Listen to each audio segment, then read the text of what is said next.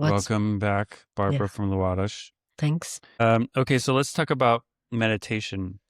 So what is meditation to you? Well, I think meditation is it's connecting with your essence by being present. I don't know. I think this just says it. That's pretty good. But of course, and there it might be sitting or laying down or just doing whatever you're doing. Yeah. Right. Okay. By being aware of this moment. And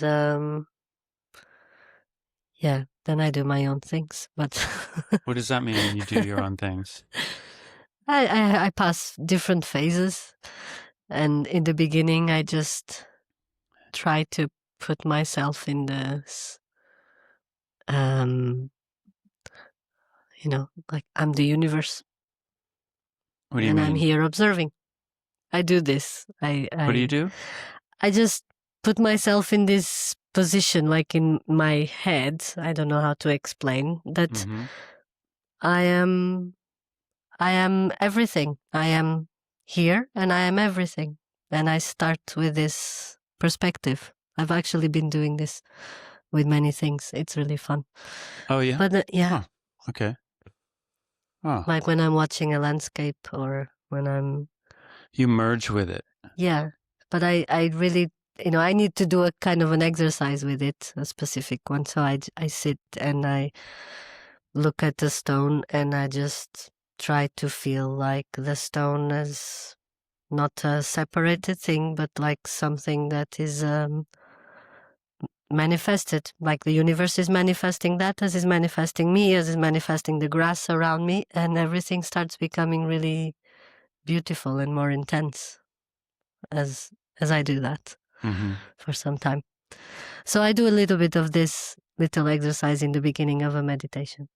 Oh, nice. Just to frame my place in the act of meditating. Like and establish worldview. Yeah. Cool. And it's really, it has been really good. Yeah, great. Yeah. But basically is that I see meditation as just being I used to think it's stopping thoughts and not allowing them to come and all that. And no, it's just observing whatever is here in this moment. And if thoughts come, I look at them and I just don't hold on to them. Just let it go. Yeah. By maintaining this position of observer. Yeah. Yeah. Nice. And so, how has it helped you to do that or to practice that? Oh, it was revolutionary. Yeah. Yeah. How so? I used to be very anxious and like chronically anxious. Mm-hmm. And going through really big emotional ups and downs and staying, down there for some time. And I just started it started showing that there's a space between me and thoughts. And I started focusing on that space and really enjoying the feeling of the existence of that space. Mm-hmm. And that space allowed me to start observing my emotions and my state, how I am feeling. Mm-hmm. And and from that it just created really new possibilities. Like I started, besides feeling calmer, besides having more being able to observe what is going on emotionally in my body, also being able to prepare for whatever is coming or what I'm doing and get on track better, and like know how to act in certain moments, because I used to be very explosive and reactive, and and I feel like, I still explode and react, but not so much as before. Uh-huh.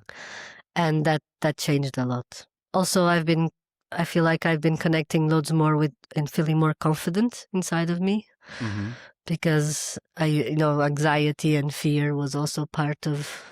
Although I also always have this attitude of, and people think I'm brave and all that, but I felt for a long time that I understood that was fear that was behind many of my actions and my ways of reacting to things, and I mean, it didn't stop completely, but it got weaker and weaker, this feeling. So emotional regulation helped me immensely with that. Also connecting with my intuition. I mean, I always connected with my intuition, but like being aware of that changed a lot. And now I really rely on it more and more. I rely on just, okay, I don't know what to do. Let's just sit. It's going to come. Or not stressing because it's not coming, or not getting anxious because I don't have the solution, because life has been showing me many times, especially from the time that I started meditating, that there is a solution. There will be a solution. And if there isn't, it's probably not to happen now. And I used to hate that when people told me that, because I didn't feel it. And now I feel it. I really feel it, and I feel it's true. And it's a huge relief. And it's so yeah, it made me more hopeful in life. It made me more calm. It made me more knowledgeable, I would say, and more emotionally, gave me emotional stability. Yeah. Yeah, I mean, I'm sure there's more. I'm always discovering what else is different in me, and Right. yeah, but this is like kind of a resume. Right. Yeah. Wow. It's great. Yeah, even just now sitting, I'm never bored. Yeah. I don't know what boredom is anymore. Yeah. It's really funny. And I used to really feel that life many times was boring, and that used to give me anxiety, and I used to just drown in those feelings. And now I just take the time that I have. I just enjoy the space that I find of not doing anything and just being with myself. And even if that's walking, or just sitting at home in silence, or looking at the landscape, everything becomes something extra, something more. And yeah, and it's really cool. It's really beautiful. Sounds like meditation has changed your entire life. Completely, yeah. Yeah. Wow. Yeah. That's fantastic. That's an understatement almost. Yeah. Right. Yeah. Wow. Great. Good for you. Yeah. That's really good. Huh.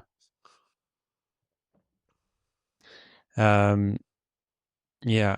Should we well, I can go into what I think meditation is. That's it. I would like to hear. Yeah. Yeah. Meditation for me is taking refuge in the self, or myself. It's putting all my attention inward and just resting as awareness. And that's pretty much it. It's very, very simple. And I used to think meditation was very complicated, and you had to try really hard and learn these techniques. Yeah. And I used to learn those techniques, and I was fine. That was what it was, but I didn't really get very deep with that until I realized it's much more simple. I didn't experiment even a little bit of what you did and learn, but I remember doing it, and the fact that it felt so complicated and so hard just made me like, it's not for me. Right. For years. Yeah. I think a lot of people are that, but yeah. A lot of people just give up because it's so complicated and I so just difficult. thought, I'm overthinker. I cannot meditate. Done. Yeah. Right. But when I started to understand that it's super simple, or it can be really simple. It doesn't have to be so complicated Mm-hmm. and requires so much effort to focus your attention. Then things really opened up for me, and then it just became a lot easier to do it on a daily basis and throughout the day also, Yeah. even when I'm not just sitting. So, um, And what changed in you when you um, started? Um, so you didn't feel benefits before I all did, that I you did. did. Okay, like feeling Um, calmer and. yeah, Mm-hmm. I did, but not as profound. Mm-hmm. And, um, and I had a lot of, emotional anxiety and things like that that didn't go away Mm-hmm. until I simplified everything and just went deeper Yeah. with this very basic, just being approach. Um, and that changed everything, then changed. And um, yeah, my anxiety went away. A lot of relationship issues went away. In fact, most of them, if not all, relationship issues dissolved. And things changed around me also. Mm-hmm. Um, my relationship to things and people, but also actual events, and um, a lot of so-called miracles, and also uh, just experiencing the world from another more expanded vantage point. More expanded. Vantage point. Vantage. Uh Mm-hmm. a wider, much wider perspective, that is not reacting to circumstances. Yeah. It's just observing what's going on and not judging everyone and everything that happens. Um, that's one of the biggest changes that happened for me. Is Yeah. that um, it just became easier to be myself, and being myself. Um, I realized that I wasn't really being myself. I was Yeah. just acting, Yeah. trying to be something that people wanted me to be, and instead of just being who I was, and letting go of other people's expectations and judgments. Mm-hmm. And that was that was a game changer Yeah. for sure. I've So been feeling the same. yeah. Hmm. Like I'm starting to understand what is to be me, because I thought I was being me, Right. but I realized in many areas and in many situations I wasn't. I Right. was just reacting to stuff that was being imposed on me, Yeah. Right. and that I was imposing on myself, but not for the best reasons. Not, Yeah. yeah. Right. Having that space allows you to observe that, Yeah. which is, Yeah. it is everything. Yeah. It's It's just everything. having that space. Yeah. You create that space and everything that happens with that. It's Yeah. huge. Yeah. Right. Absolutely. Yeah.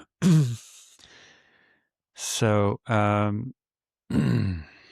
what else? Um, do you think that, I guess for you personally, because this is more of a personal question, Mm-hmm. I don't think we can really generalize. Do you need a guru or a teacher to um, awaken, or to feel like you're on your path of awakening? Um, Or did you need a teacher or a guru? Or do you I think you didn't. will? I well, for awakening, but you don't mean enlightenment, or do Same you? thing. Same thing. Okay. I would say that not necessarily, but personally, it has been, having you as a teacher has been, you're not my guru, you're my teacher, and I like that.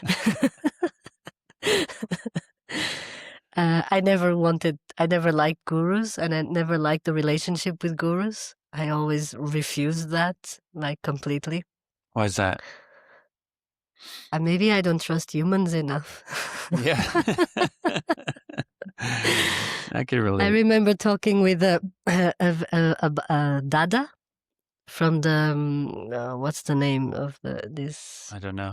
religious group. Anyway, yeah, it will come. And I met him, and he was explaining why it's important to have a spiritual teacher and a guru, and because he had a guru. And I asked why he has because he opened up for conversation, and I asked, why do you meditate towards that picture?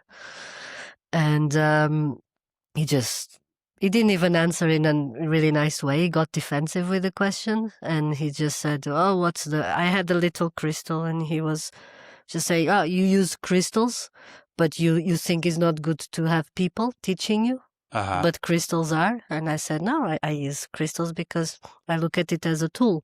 Yeah. And everything can be a learning source.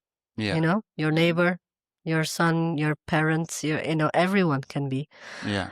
But it's not the same. Of course, you always need a teacher. And I said, I think that a teacher will always be a good thing, to have another human that you connect with and that you trust, and that can show you by their experience, the ways. And I think it helps, obviously, because you don't go so much into the continuous mistakes that you might do, a lot for years, like you were for years doing meditation in a certain way. It doesn't serve you that much. Yeah, absolutely. And but yeah, it might save you a lot of time, I would say. But I have the impression, I have the feeling that awakening or enlightenment might be something very personal. And it has to do a lot with your circumstances, and it has to also do with maybe your work, for sure, how much you connect with yourself. But I also have the feeling it can happen like that out of the blue to some people. Maybe it's not so normal, and maybe it requires work for most people. Yeah. But I have the feeling that it can happen without, even children. I think I heard about children that actually came to that state. And I had moments induced by drugs that I everything I read about that, it feels like that, like what I experienced. But I can also see that I wasn't ready to absorb that information, and so my memory didn't hold on to that. I forgot about it. I could not even explain it after half an hour or so. So I would say it can happen without a teacher. But I also have the feeling that substances like drugs and all that might give you that feeling, but they are not the way that you don't grow according to that information, to the with that information acquirement. You don't grow at the same speed as that. So drugs probably, or substances like ayahuasca or something, they might take you there, and it might be very useful. But I wouldn't say that is enlightenment. I would say that is like you smell a bit of what that is. You can have an idea about what that can be. Yeah. But then you didn't do the work. You didn't do the whole process to get there. You just took something, and for a few hours you stayed in that state. So I would say that is a teacher to me also. That can act as a teacher. But but it doesn't really work for. I don't think it works for in the proper experience of enlightenment. I have this impression, this feeling, because your body is not really prepared for it. You are not prepared for it. You just got immersed into a position, a situation that allowed to have an experience, but not the experience, because I think that requires work, and that requires a certain time with yourself. And a teacher is good, because a teacher will be what's the word? It will push you. I don't know how to say, but it will be someone that is there, certain times a week or one time a week, and it creates that space. And you go to this person because you will learn something. You will get in touch with his reality. You will be there, in that space, and he will give you information about what you might be doing wrong, or what you might be, what you can do better, or whatever, or just like you do, like just putting out words and what you've been feeling. And that, to me, sometimes is enough to get in touch with this reality, with myself, during a busy week of work. Right. So in that sense, it's very helpful. Yeah, because it creates a routine of you getting in touch with yourself, and it helps you go deeper. Because you have tips, you have perspectives, you have experiences, you can have many tools. It can give you many tools. To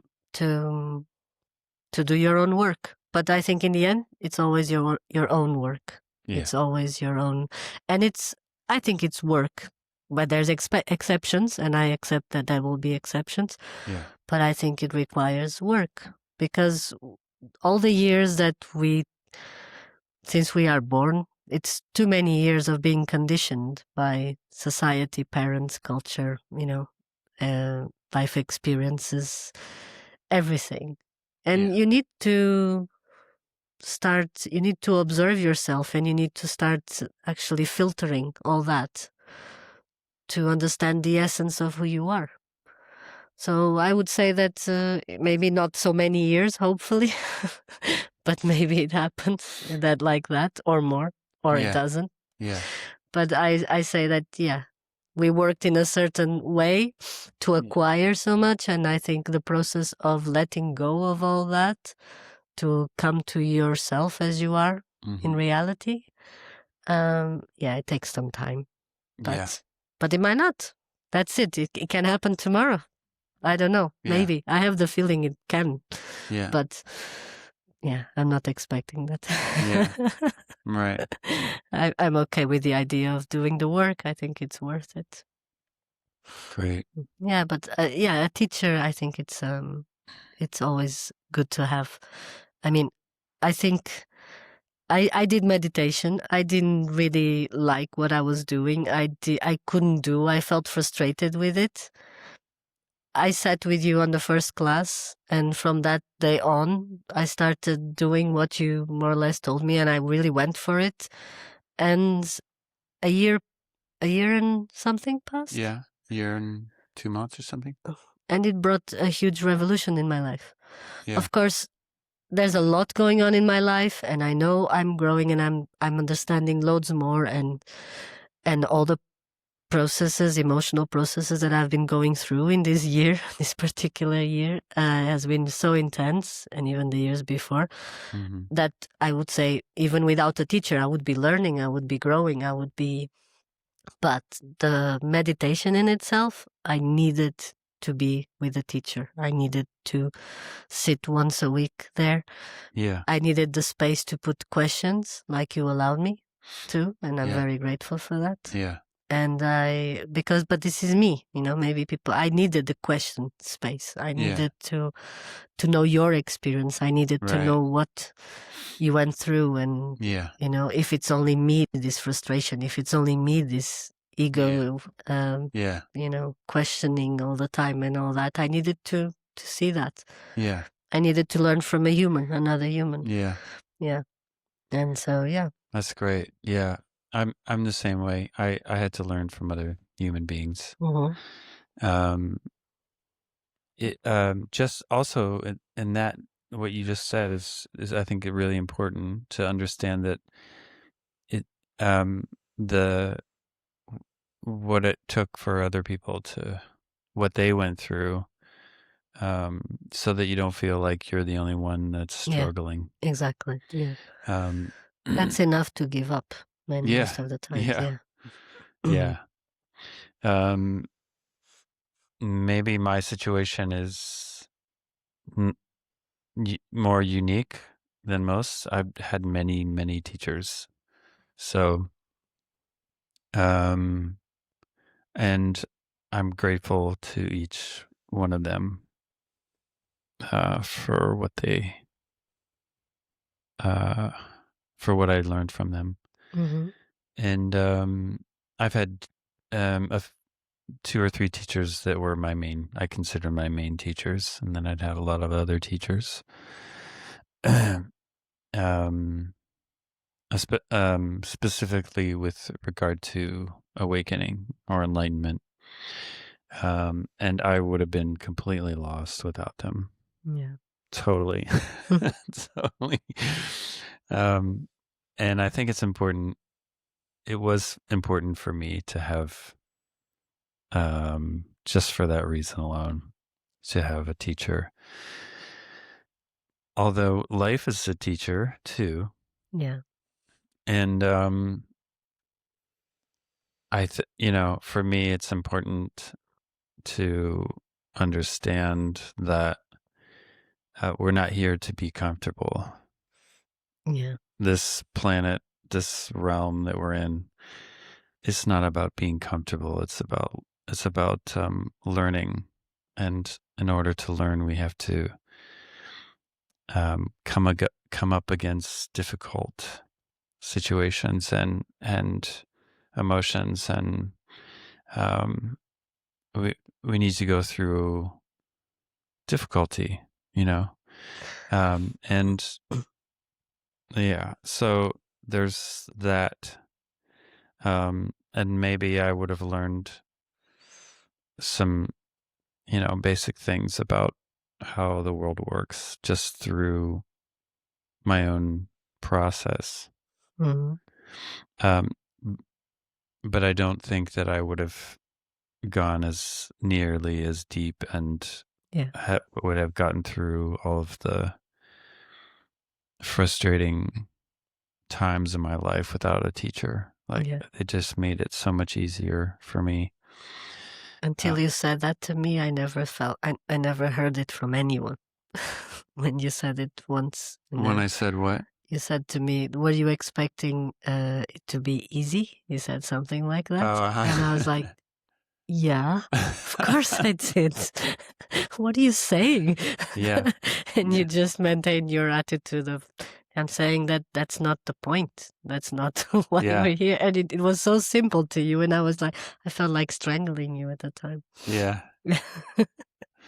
But it It's, helped. It was really important. yeah. It really was Great. important to me because I had a completely different Yeah. perspective. Yeah.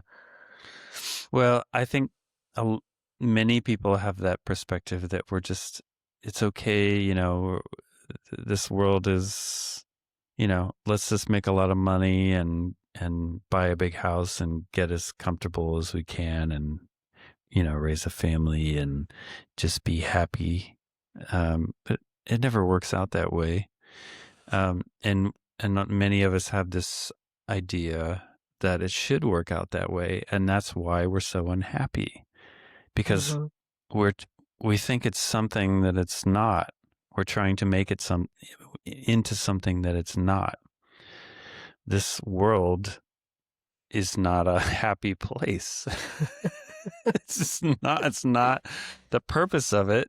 And and if we try to attain it through the three-dimensional components of this world, we'll never we'll always get stuck, because it doesn't exist in the three-dimensional reality. happiness exists in everything. And this tiny speck of the universe that we're experiencing, this frequency, this specific resonance, bandwidth that we're on right now. Dimension, yeah. Is just a tiniest aspect, and it's very, very limited. And I think that it's this limitation has a purpose, and the purpose is to teach. It's for us to come up against something and to evolve. So it's an imperfect world, not by chance, A big school, great. It's a big school, yeah. You're in school forever and ever until you die. We're in school, but many of us don't realize that we're in school. We think it's just a big party. Yeah. It's okay. I mean, it's fine. It's fine to feel it's that fine sometimes. to have a party sometimes, but you can't just keep going. You can't just stay drunk, Yeah. You're always going to have a hangover in the morning. So, so it's a big reality check for many people. And it was for me too. And that's that's probably the reason I got into meditation and my interest in awakening was because it just wasn't working out here. It wasn't nothing was working out, Yeah. Drugs didn't work. Sex didn't work. Trying to make money didn't work. Trying to have good relationships didn't make me happy. What else is there? None of it. There's a lot. There's a lot. Eating. Yeah. Eating didn't make me happy. Sports. Buying stuff, shopping. Yeah. Sports. Yeah. I mean, it's no happiness in things outside of us. Yeah. So, Anyway, I kind of went off on a tangent there, but for me, it was important to have a guru, to have a teacher, not really a guru. I did kind of have a guru, not in the Vedic tradition, but in the Buddhist tradition. Mm-hmm. I had a teacher who was, it was like, he was everything, for you felt like he was everything. He was exactly what I wanted and needed at the time. And I gave up everything for him. He gave up everything. And then I actually did that with a couple of teachers. And I just served them, I just served and served and served and worked my ass off and went to classes and there's a tradition in Buddhism that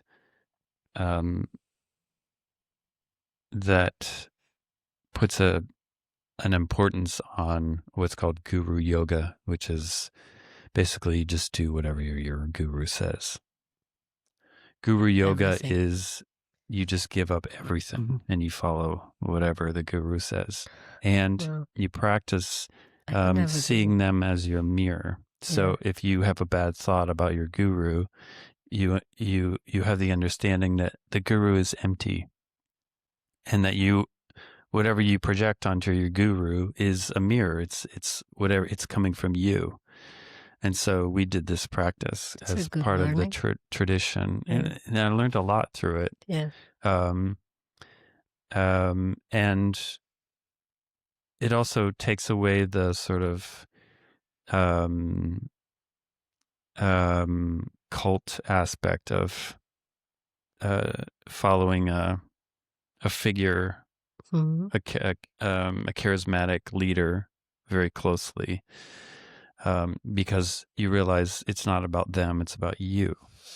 And so that takes away the cult sort of aspect of it. Like Mm-hmm. you're not just blindly following them, you're watching your mind as you're following them and seeing how they turn from being this glorious savior to being super annoying. Yeah. You know? Yeah, I never thought So, about that level of relationship with the guru. That's uh, interesting, actually. yeah, That there's something to it that can be a great yeah, tool. absolutely. And that's what Yeah, it's for. It's just is yeah, for that, not just to learn the ropes of yeah. how to meditate and how to do all Mm-hmm. these Buddhist rituals and things, you know. Mm-hmm. Um, it's about watching your mind, you know, Yeah. and the emptiness aspect of it means that they're empty of anything other than what you project onto them, you know. Mm-hmm. It's coming from you. And so anyway, that was really important for me to have, and it was difficult too. It was not easy. Um Yeah. How many times did you question yeah. what you were doing? So Because many times, yeah. I would question so much. I think I would never. I mean, I would Yeah. never. Depends on my life experiences often, but the ones that I had never would allow me to put myself in that Right. position. And I've Right. been in really vulnerable positions, but Yeah. not that one in particular would be. Yeah. Yeah. But I put myself in others. Yeah, yeah. Yeah. Right. So, yeah, but I think everyone's different. So some people, Yeah. you know, they just figure it out on their own. But I think most of us need some kind of a teacher, Yeah. it seems. Yeah. Yeah. I would say, yeah, most people. Yeah. Especially because this is not something anyone teaches you anymore. Maybe Yeah. some centuries ago or decades ago, I don't know, maybe in some tribal realities, there are people that teach this, Yeah. that teach, the connection to yourself Yeah. or some kind of a spiritual perspective. Mhm. Uh, what we have around us, I mean, in my experience here in Portugal, is the Catholic Church, which, Yeah. since I'm very young, just went poof, Yeah. like completely out of my Yeah. scope of Yeah. toolkit. I Yeah, could never right. use it. Right. Right. Yeah. Hmm. Interesting. Yeah. Um, should we move on Yeah, to sure, sure. another question? So, what does it mean to be asleep with regard to um, awakening? What does that mean? You're really making me that question. Yeah. Okay. Mm-hmm. Well,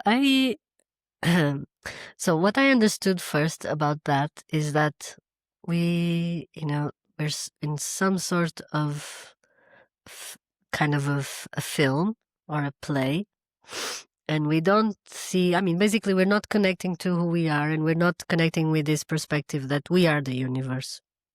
We are the universe manifesting and getting to know itself through a human experience.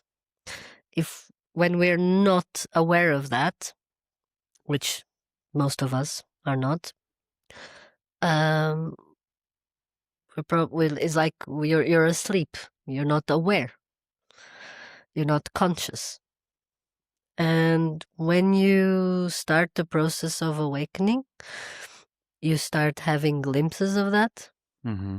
And when you come to a situation of when you come to enlightenment, you understood that fully, and you totally feel and you know that you are that, and that you are everything, and but you also feel that, in everything you do and in everything you are.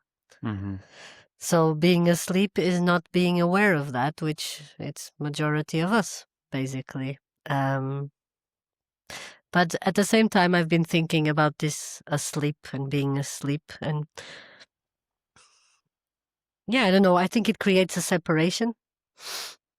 It creates another separation, basically, Mm-hmm. because in the end, it's not really as, that some people are asleep and others are awake. And I think it's more the universe is really wanting to express itself by everything, by all the experiences, right? Mm-hmm. So if so this being asleep, it's just not being aware of that. It's not really I don't know, I think the word asleep is a bit heavy. Mm-hmm. I think it creates a bit of this What about dumb. unconscious? Okay, it's still heavy. I don't know. Yeah. It's still. I What don't would know. what word would you use? Yeah. I think it's better to say you're not aware. Okay, you're not aware. I think there's there's a slight different level that Yeah. doesn't put on this unconscious, dumb sheep, whatever.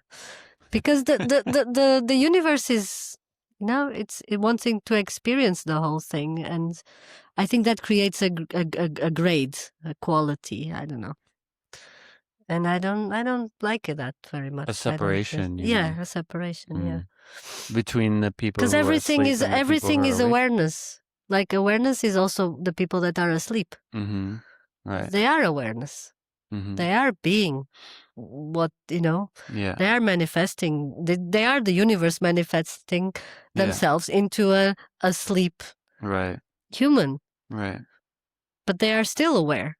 Awareness. They're not aware, but they are awareness still. Yeah. So Right. I would say, I don't know. I'm not completely.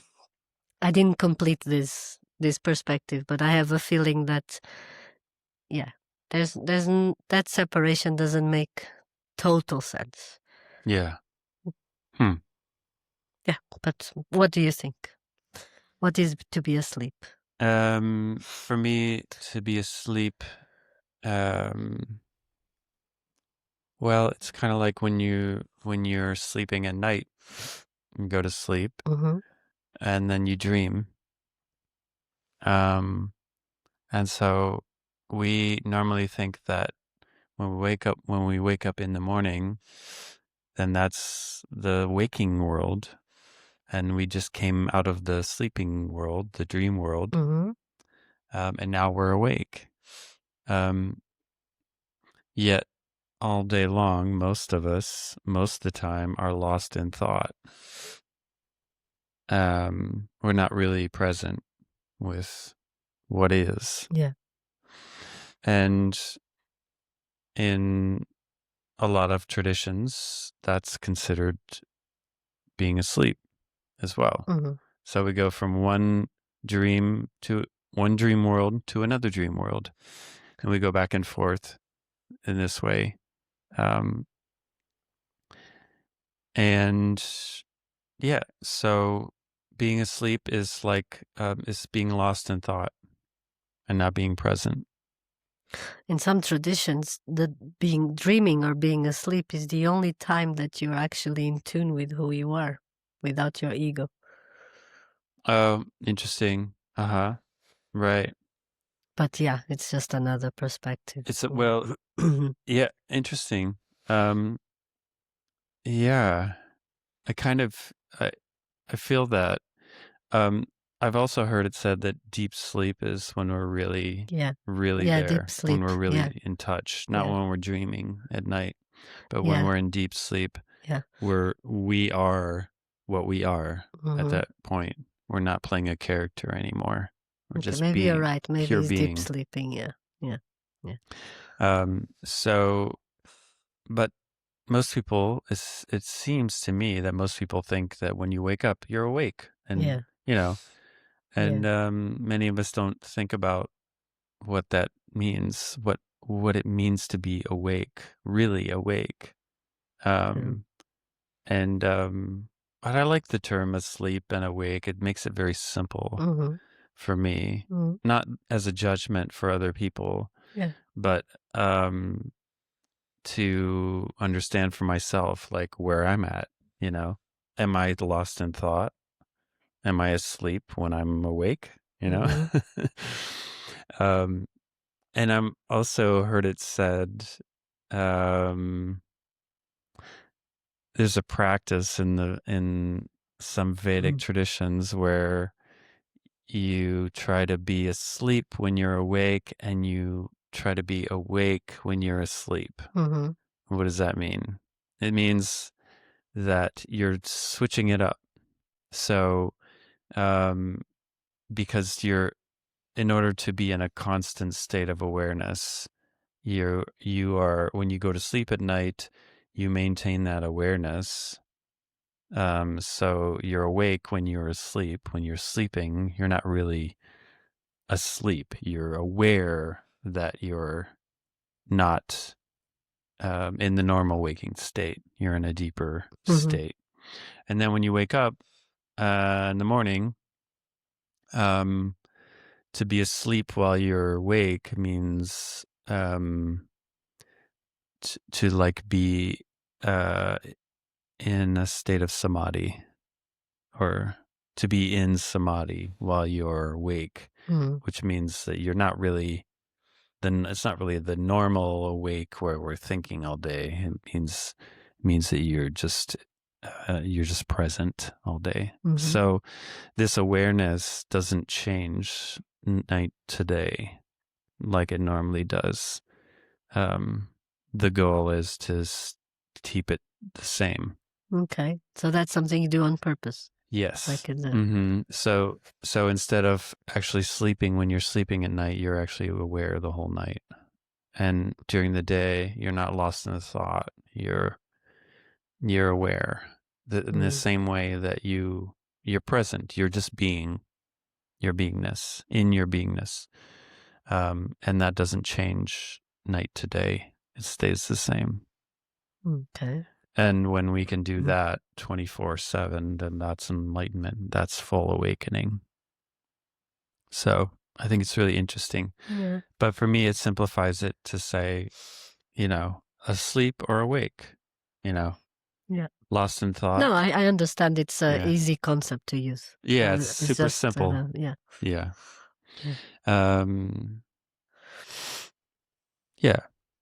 So, and I was very asleep in my earlier life. I was very, very asleep in many respects, and now I'm a little less asleep. So, but, so why is it that we're asleep? Why is it that we're lost in thought? Good question. Very good question. Why? Yeah, what got into the universe to actually want to be doing this human experience? Okay, so why are we asleep? Why do we have this issue of being asleep? You were talking about the universe is asleep. Didn't you say that? Yeah. But that was when you already stopped, I think. Anyway. Yeah. So what's the question? Just so I put it. Why are we asleep? Why are we asleep? Yeah, and I said that's a very good question. Yeah. Okay. It was that. Okay. Why would the universe actually want to manifest into or experience or having a human experience? I said. Right. And then it came this thought of maybe the universe is asleep itself. Oh. Because if you are enlightened, like just to follow this thought really fast, you're fine with where you are, right? Yeah. You're okay. Yeah. You don't need things. You don't want things. You don't want, you don't look at the whole thing. It was done to have a human experience, or to have a planet Earth experience. It cannot be from someone that is awakened, right? What do you mean? Why not? Because you're wanting to experience, you were obviously wanting to something. You were needing something else, something more. If you're the universe, you mean? Yeah, to create all this and to go through all the trouble of creating all these experiences. Right. Including the human one. Why is it? What do you mean trouble? And what some traditions say is that the human experience is for the universe created humans to be able to look at itself, Right. Okay? Mm-hmm. To experience itself and look at itself and observe itself and see the beauty of it. From another point of view, you mean? Yes. But anyway, my question is, why can't the universe just be there? Just stay there. Right. Just be itself. Just be itself, exactly. You don't need to be Instead of creating stuff. all this bullshit. Yeah, exactly. A school of suffering. Like, come on, what's the idea? I still don't understand it. Right. And people talk about this as if it's the most simple thing. Like, yeah, it's obvious the universe wants to look at itself. And said, yeah, but like, come on. You cannot be enlightened if you really need that, right? Maybe the universe is a kid. Maybe the universe, well... And it's just on the process of... Maybe the universe is a kid, you're saying? Yeah. Like, and the universe itself is evolving, is growing. Yeah, for sure. For sure. So, yeah. And that's why... universe or maybe God or whatever you want to call it. Yeah. The self. Mm-hmm. The ultimate. Yeah. Brahman. That one. Yeah. That guy. That guy. Or girl. Or girl. She is, she's a teenager. Yeah, the dude. The flaky dude. The flaky dude. Has to be flaky, like, come on. She's the flaky dude. Sorry, this is like horrible. Brahman. I shouldn't be saying this about Why? Why is that horrible? Brahman created it, so why I is it feel horrible? like I'm doing blasphemy here. Thing is, my Catholic background is telling me off. Yeah. Yeah. Yep. It's all because of the Catholics. They ruined everything, didn't they? Yeah, completely. Yeah. Actually, a universe that creates Catholics cannot be enlightened. Must be punished. It cannot be. Yeah, or that. But it is They're being definitely punished not because it enlightened. created this. Yeah. School, prison, whatever. Not a very self-aware God. This is very negative talk. Yeah, like totally I'm a kindergarten teacher. I cannot have this kind of conversations. I need to make the kids believe it's worth it and it's good, Why? Because they'll have the whole life to learn the other way. Just allow them a bit of bliss. So you're going to teach them there's a Santa Claus, and then tell them there's not one. And so they're gonna have all these great, fun fantasies, and then you're gonna ruin it. No, I don't do that. I don't teach them that the world is great and everything is great. No, they already know. Unfortunately, many of the kids they already know it's not. But I like to give them the other side. It's not just that. There's other things. Right. And I think knowing that in your life is a good tool. Yeah. Yeah. But going back to the dude. The dude who created us. A flaky dude. Flaky dude. Totally irresponsible. Yeah. Yeah. Anyway, it was just an idea. No, it's a nice idea. It's an interesting idea. I like the idea of Leela, divine play.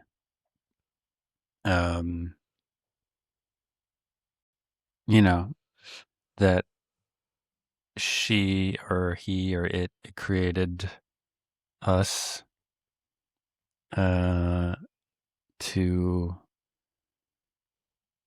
see what it could create for this. It's like art for the sake of art, It's just creation for the sake of creation because it can, because it's playing. It just plays. And we're the cannon fodder. Yeah. We're the medium that's being used. The paintbrush. Yeah. Or the paint. The paint, yeah. In order to create something new, it would have to forget itself because it knows everything, right? So it created us to forget. and then to put us in a situation where not only do we forget, but that it's difficult to, Yeah. and it takes a long time to wake up to what really is, to itself. So it's a bit sadistic, but also like kind of cool Yeah. at the same time, Yeah, but that's the thing. If we look at it as something like we are, like some entity that is still a bit asleep and has all these things to experience and to experiment and grow with it. I don't know. Yeah, right. Yeah. So it's fascinating though. Mhm. Yeah. I'm trying to think of an analogy. Like, I think we're creators too. So Mhm. we were created and we create in kind of the same way that we were created. Yeah. Um, and we do like, we're sadistic too, we Mhm. do crazy Yeah. shit. Mhm. Yeah, definitely. But we also do really good things and Mhm. wholesome things. Yeah. We And do art and music we have and this, yeah. we have the duality in us, um, and it seems natural to have that. Maybe Mhm. because we haven't known anything else. But it seems natural to me, like the up goes with the down. It would be no up without a down. Yeah. It would be no right without a wrong, no good without an evil. It just wouldn't exist. There has to be Mhm. polarity in order to have this type of experience, right? I don't know. In my human experience, I understand that there has to be polarity. Yeah. But that's only my human experience of someone that is asleep. Right. Yeah. Why? Maybe it doesn't need polarity. Yeah. I Maybe don't it know. Maybe doesn't. it doesn't. Maybe God Yeah. doesn't need polarity, but still insisting in getting it. Yeah. It's like, Yeah. do you see what I mean? Like, even Yeah. that is still a human perspective, isn't Of it? Like, course. we Of need course. polarity. Makes total sense. Yeah, we need, but we need it in this dimension, in this reality. That's what I mean. That's what Yeah, I mean. yeah. No, I But mean, what we about, definitely don't, we can go but the beyond the universe should be. polarity.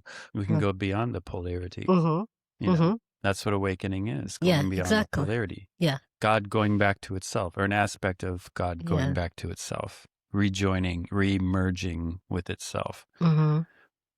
So, Yeah.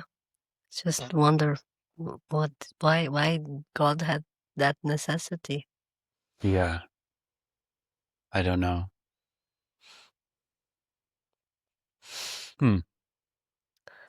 So, next More question. questions. Yeah, please, let's go That's to not a another question that I question. think that is really answerable. No, it's not. Maybe we're trying to go too far, Douglas. Maybe. Okay, so here's a question for you. Yeah. What is Svarupa? Svarupa. Do you know Well, that I word? did. No, I didn't know until you said it. Okay. I did What is it? research a little Okay. bit, So but what is it? What did you come up with? the essence, Hmm. the reality of what actually is everything, basically God. Okay. But the perspective of that, I understood. Uh-huh.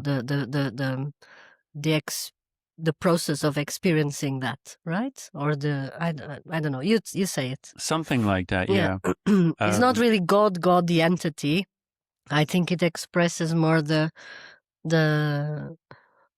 process of I getting think to that. I think so. Yeah. But also it just means our natural essence, like soul, Mm-hmm. the soul essence, or the natural Mm-hmm. essence that we are, without the overlay of thoughts and emotions Mm-hmm.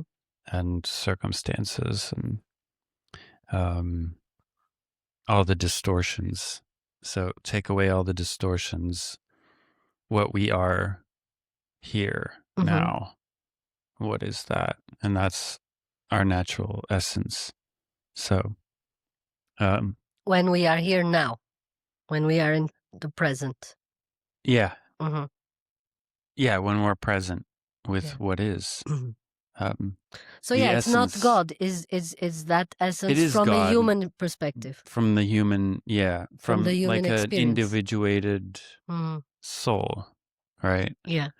Um, I'm pretty sure that's what they mean when they say Mm-hmm. Svarupa. Okay. We don't really have a word for that. You could just say natural essence. Mm-hmm. Um, but the reason why I think it's important is because we mostly go through our day without getting in touch with our natural essence.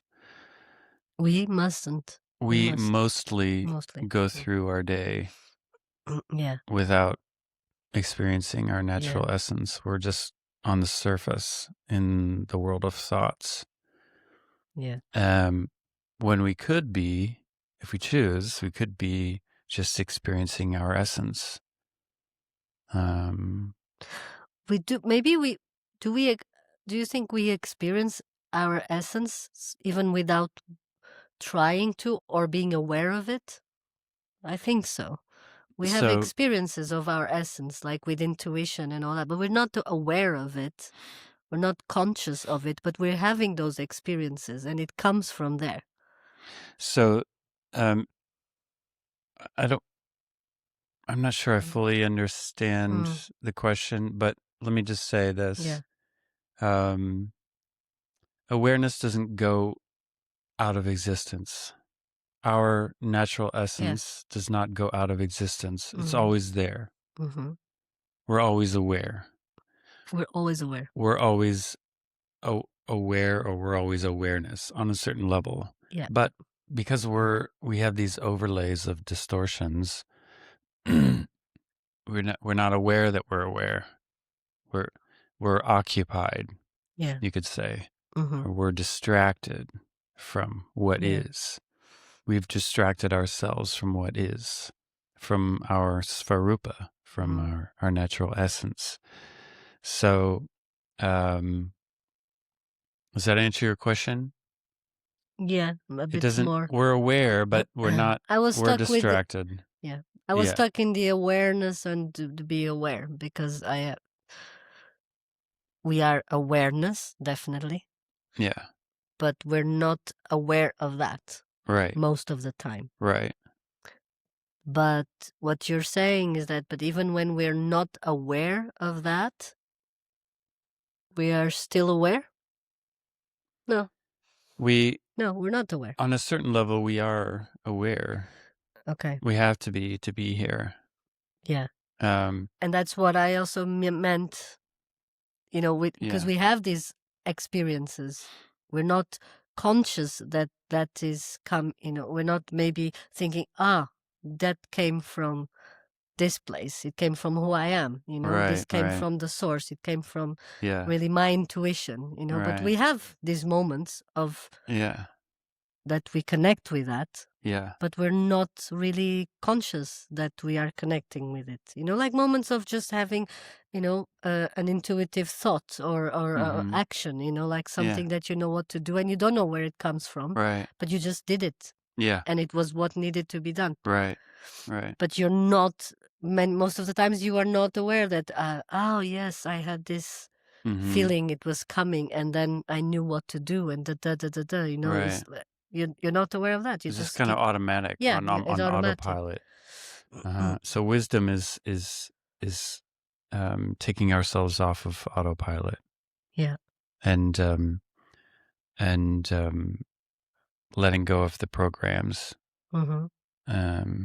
the conditions, and just experiencing the essence of what is, which is us. Mm-hmm. We are that essence. So it's just being ourselves. It's experiencing ourselves directly versus being occupied or being distracted by all of the things that are out there in the so-called world Mm-hmm. that we believe are real and are trying to get happiness from. We're seeking our happiness and comfort and well-being from things that are outside of ourselves. Yeah. Yet we're projecting those things from inside of ourselves. So the essence, going to the essence means letting go of the distractions and letting go of the importance of the external world and going inward to the source of our being. Mm-hmm. And that is happiness. That's the only happiness there is, in fact. It's the only happiness, real happiness that I've ever experienced, aside from, just fleeting pleasure that can be attained through distractions, but that never lasts, and it's never as good as the real thing anyway. Yeah. So, I got used to the idea that happiness, it's fleeting moments. And right. it's not really a state you come to. I mean, now I know there's that possibility, Yeah, right. but I was always fine with the idea that happiness is little moments that happen here and there. And if you Right. are aware of them, if you Yeah. actually can sit and be present in that moment and feel and see, wow, this is really good. I'm really, Yeah. I've been learning in the last years to really enjoy those moments and really Yeah. focus and remember them, Right. because we also forget them. Yeah. Yeah. And I think it's important to be able to be present in those moments. Yeah, for sure. Yeah. Yeah, for sure. And then those moments eventually will get longer and longer, and at least in my experience, Mm-hmm. the short moments of happiness broaden. They get bigger and longer and more profound, and they cease to be this fleeting thing that is something that we try to get to all the time. It just becomes the undercurrent of everything, of every experience. Mm-hmm. There's this undercurrent of happiness with a lot of personal work, practice, whatever you want to call it. That is totally possible, I believe. Mm-hmm. At least in my experience, it's definitely possible. So, and I think I mean, that's wisdom, that's wisdom, pure and simple, is, taking refuge in yourself for your happiness, and not worrying about what's happening in the world. Mm-hmm. Yeah. So you don't consider happiness when I mean, you consider happiness to be this undercurrent only? No, But no, because not only. even when you're not aware, you have happy moments, like really obvious happy moments, yeah? Yeah, there are moments, but there's also an undercurrent of Yes. Yeah, stability it's and another, centeredness and yeah. um, this kind of sublime rightness or Mm-hmm. wholesomeness or Where everything is where it should be. exactly. And you're totally sure of that. Exactly. Yeah. It's a great feeling. Yeah. Mm-hmm. I remember the feeling, just not going there again. What's that? I remember the feeling. I just don't remember how to go there again. Oh, it just happens. I don't think Yeah. you can figure out how to go there. I think it just Yeah. happens, you know. Um, yeah, for me that's how it happened. It just happened. Mm-hmm. Um, and sometimes I go out of it and I go back into it, but it's not something that I really have control over, really. It's Mm-hmm. more just, um, I don't even think of it as control. Maybe I do, but um, it's just, yeah, it's like the grace of God, you know? Like it doesn't really have anything to do with me as a person, Mm-hmm. as a personal identity. It just is something that is experienced. Yeah. Like, um, and when I get out of my way, then it automatically appears. Like it's just there. It's always been there, and I know that. Like, um, it's eternal, you know, Mm-hmm. and yeah. So it just takes me getting out of my own way, and What normally gets you out of your way, or in general? well, either in meditation or just checking in with myself throughout the day Mm-hmm. and going into pure beingness throughout the day. Yeah. No, what makes you get out of that? What takes me out of pure Yeah. beingness? Yeah. Um, things to do in the world, people, other people, dealing with people. Routine and Mm, mm, sometimes, mm. yeah. Um, The obligations of being human. the obligation. Yeah, that's a Yeah. good way to put it. Yeah. Mm-hmm. Uh-huh. I don't think those necessarily have to take me out of it, and they don't always take me out of it, Mm-hmm. but sometimes they do. Yeah. And yeah, so I think it's important just to recognize that, you know. But you spot it immediately. Um, more and more, Yeah. more and more. Yeah.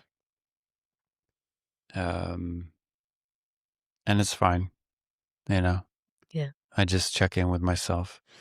I got in the habit of checking in and just seeing where I'm at throughout the day, Mm-hmm. and that's really helpful. Just seeing where I'm at, you Yeah, know. because you said the other day you don't sit anymore. Like I do most, sit, I mean, but not so. not as much. Yeah. Yeah, But you sit every day. I do. Mm-hmm. Uh-huh. Um, a lot of it is before I go to bed and as I'm waking up also, but I Mm-hmm. also sit. So yeah, I don't really think I have to sit, Yeah. but Mm-hmm. checking, it, meditation doesn't require sitting, but it can be good to do that. Mm-hmm. So sometimes I do that. Yeah. But I don't always feel the need to, and I don't stick to a schedule anymore. Okay. So yeah, I just kind of let it happen. Here's one. Mm-hmm. Here's a question for you. What is mind?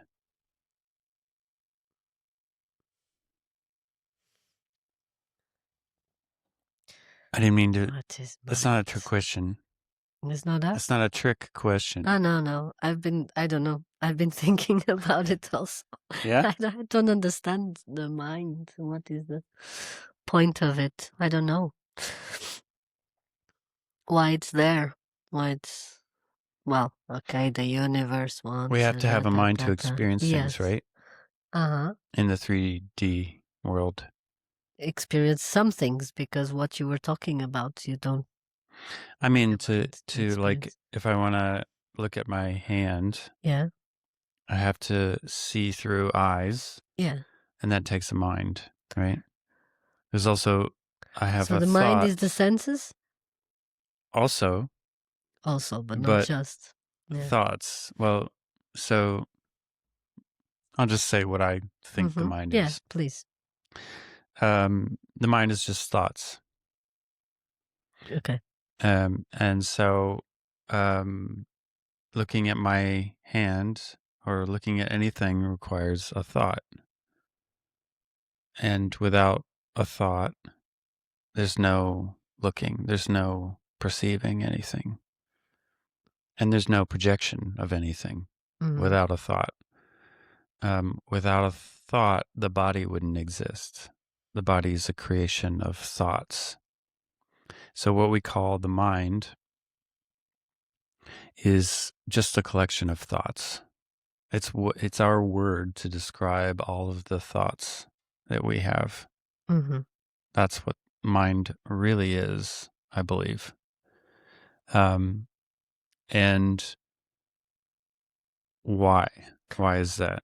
No, but We usually think mind is this thing that we have, and a lot of us believe it's in our head. yeah, but you're saying it's a collection of thoughts. But Yeah. what produces those thoughts? That collection. That's another question. Yeah. We can go into that. Okay.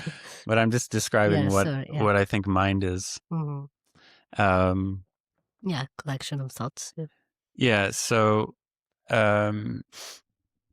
but normally we think mind is this thing that's in our head. We Mm-hmm. equate it with the brain Mm-hmm. normally, right? Yeah. In Here, Tibet, in they this say the area. mind is here. Yeah. This is mind. Here. So when you do a prostration and many of the traditions of Buddhism that come out of Tibet, Mm-hmm. they do body, speech, and mind. So body, speech, Mm-hmm. and mind. Okay. Mind is here. Body is here. Body's up here. Okay. Yeah. That's also your crown chakra. Yeah. So Which is supposed to be the mind is opposite here. of Mind the... comes from here. Why Yeah. is that? Because I don't know. the world is projected from here, they say. Okay. So when you project anything, it always comes from here, the heart center, which is not the same as the organ, the heart. Yeah. So it's The I chakra. believe it's the anahata. The energetic. Yeah. Yeah. The energetic center. Exactly. Yeah. So that's a way in those traditions, that's what they say mind is the creator of the world, basically. So yeah. But I normally think of it as just a collection of thoughts. Why doesn't it exist otherwise? Why isn't it an entity that thinks? Yeah. Why is, And too much. huh? And why does it think too and much? overdoes it. Yeah. But why is it Yeah. not this separate thing, like a brain Mm-hmm. or an area here somewhere? Yeah. Why is it not that as a thing that thinks, that has thoughts, or that thinks thoughts, or that is an apparatus or a mechanism that produces thoughts? We could describe it that way, Mm-hmm. but if you describe it that way, you can never find it. Mm-hmm. So it's not a findable thing. Like if you go and search for your mind, Yeah. have you ever found your mind? No. Have you ever searched for it? No. Okay. Try it. It's interesting. I have that feeling that is here because when I'm thinking, I feel some level of pressure in this area, but it's obvious. I mean, to me, it makes sense that your whole body Mm-hmm. is the mind, because you're absorbing, you're projecting with everything that you are. Yeah. I find it very specific, this with the heart chakra. Mm-hmm. That is the mind, but I would have to think more about that. I don't know, but I have the feeling that it's the whole body. It's the whole Mind is. Yeah. Mm-hmm. Yeah. It makes sense to me that it's not in any specific place. It's Right. just everything, because everything you do, touch, produces a thought, produces a perspective, or an observation of the experience. Mm-hmm. And so you do that with the whole body. Right. You can do that with the whole body. In what way? Like, give me an example. Well, just by touching. something, immediately you touch something, you analyze it. Oh, It's cold, it's soft, is this and that, you right. have, or the senses. Yeah. But The then even senses. then, what you feel energetically with a person, with the place, with you're also feeling with the body, Yeah. and your mind, in a way, is processing all that. Yeah. I don't know. No. Yeah. It still doesn't explain why he's not here or there or whatever. But Right.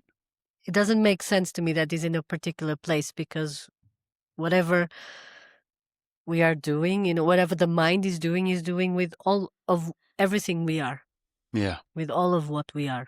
Yeah. And because that's how we are experiencing this world.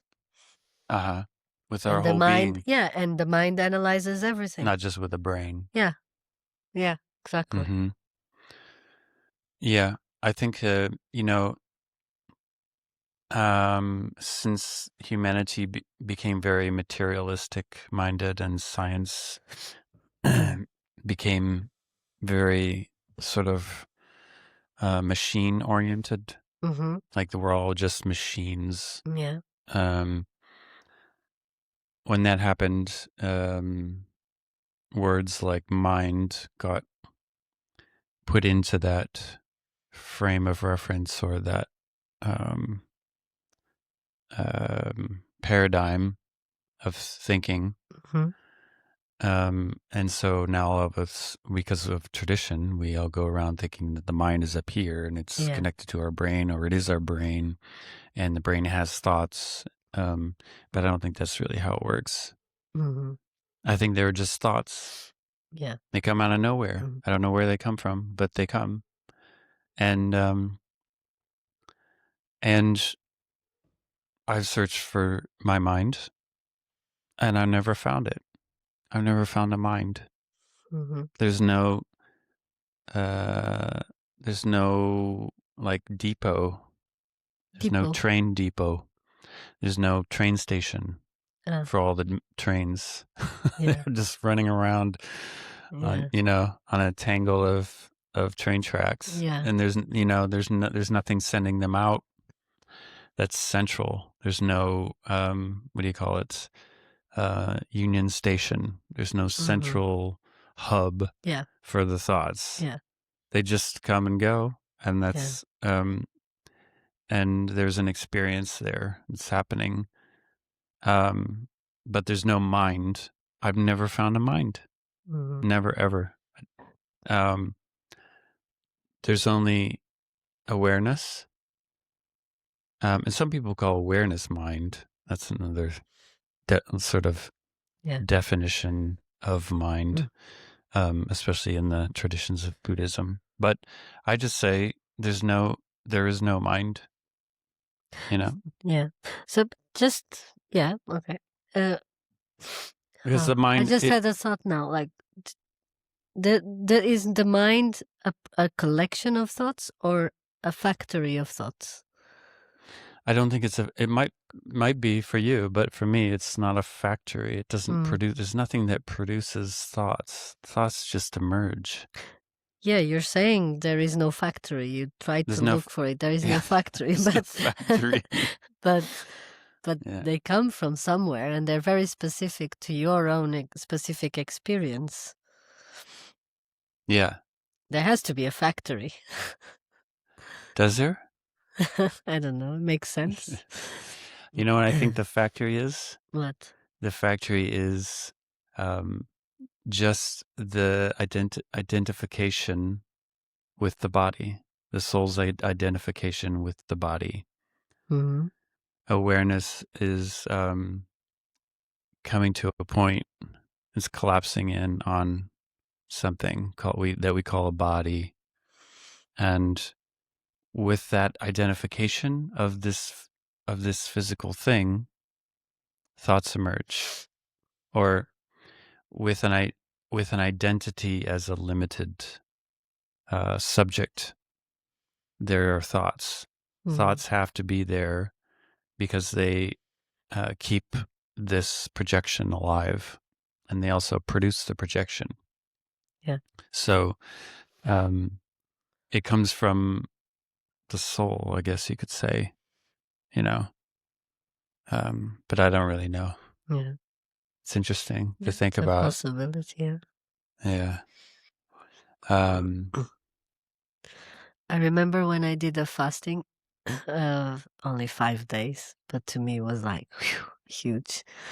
Uh, I remember feeling my body was so low energy, but eventually some other type of energy started coming. It's like there was an exchange, like physically I was really weak. mhm, I hardly could walk.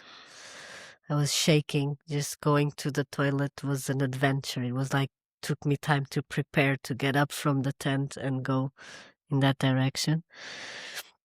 But I remember being, aware of everything that was surrounding me. There was grass and flowers and just, normal things in the farm, stones and things.